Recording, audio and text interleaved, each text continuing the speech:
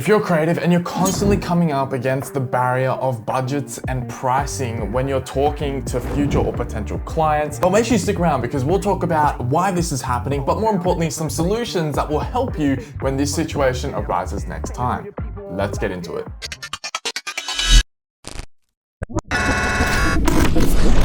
Now, we've all been in that situation where we've been in a discovery call or a client meeting or just general negotiations when it comes to talking pricing and budgets with clients, where we'll commonly ask, do you have a budget in mind for this project, or what's your budget for this project? For them to only respond with, we don't have a budget, which in reality can mean 100 different things, but here is a few common reasons why.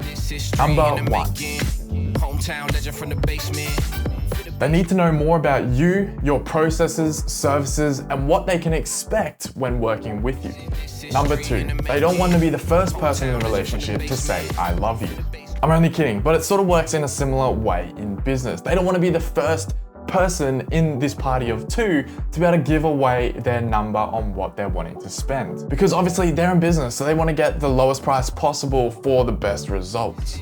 And number three, they do have a budget in mind, but they want to learn a little bit more about the value you're going to bring to the table. Now, it's important to note, don't let their lack of pricing or communication be the dictator of your pricing or your budgeting that you're going to give them. Just because they don't tell you their budget doesn't mean they don't have one. But more importantly, how do we combat this with a clever response that is a win-win for both parties? Well, here are 3 responses you can try the next time you find yourself in this situation. Number 1, if you haven't already, explain a little bit about your company and the previous projects you've worked on. Go a step further and even share the average price of a project or budget that your business would often attract. If you've got the results, even share some of the return on investments your clients have gotten through your content or whatever you did for them. Here's an example of how this conversation would go.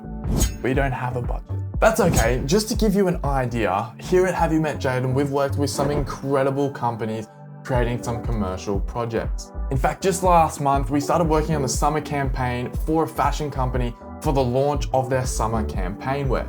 We did a bunch of vertical format videos for them that turned out really well. If you're looking to do something similar to that, depending on your budget and the quality of production you would like, you're probably looking anywhere from $3,000 to $20,000. And the reason for such a big price difference is just because of the quality of production you're after, how big of a crew, how many locations and things like that you would want. So how does that budget sit with you? Now, right here is where you just shut up, don't say anything, and just wait and sit there in that awkward silence until they respond. Don't say anything, let them process and let them talk first after you've said what you've said. Number two is a more cutthroat, direct approach. Some would say it's straight to the point. And here is how that conversation would go. We don't have a budget. That's okay. Normally for us, we work with brands who are typically normally looking to invest around the $5,000 plus mark into their content. This just ensures that we can provide you with the best possible outcome and product at the end. Once again, you ask them, what are your thoughts on that budget? Once again, we just shut up and let them talk first after you've asked that question.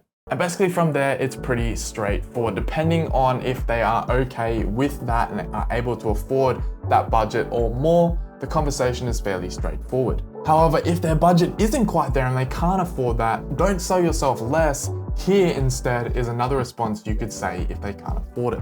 That's okay, we do understand that $5,000 can be a large investment. However, we do offer a $3,000 package, we just have less deliverables included. Is this still within budget and something you would like to discuss further? Alternatively, if this is still too expensive, I can recommend other agencies that tend to operate in the budget price range you were looking for. Once again, you ask them, what are your thoughts on that? Or how does that sit with you? This response is extremely professional and it goes to show that you're not afraid to say no to jobs if they don't align with your brand or have your budget.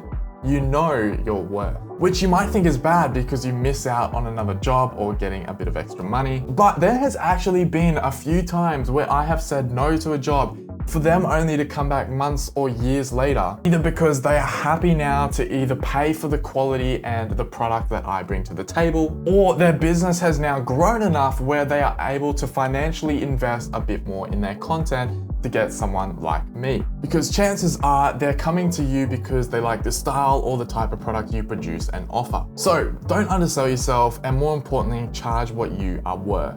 And our last response is a super simple one that I learned from the infamous Chris Doe. Yeah, we don't have a budget. I know you're extremely busy, and I'm extremely busy as well. Think we'd be a great fit to do business together, and believe we could create some great content. However, I really need to know a rough budget because I don't want to walk away from here giving you a complete out of the ballpark figure. I don't want to give you pricing options that are either $100,000 too expensive for you or $100,000 too cheap for you. So if you're able to give me a rough ballpark figure, after this meeting, I'll go away and send you back some pricing that is within your range by the end of today. Once again, I have an open-ended question. What are your thoughts on that? So there you have it, a few responses to overcome this problem next time in your next client meeting. I feel the more open, understanding, and transparent you are with pricing with your clients, a lot more comfortable it is to talk about these sorts of things. It also allows you to manage expectations from the get-go if anything were to go wrong in the future. This is just a few quick examples of ideas and ways to be able to overcome these objections, but there are so many other ways you can handle these situations. However, if you do try these out, please let me know in the comments below. I'd love to know if any of these did work for you. And if you haven't already, make sure you like this video, subscribe to this YouTube channel, and of course, until next time, stay golden.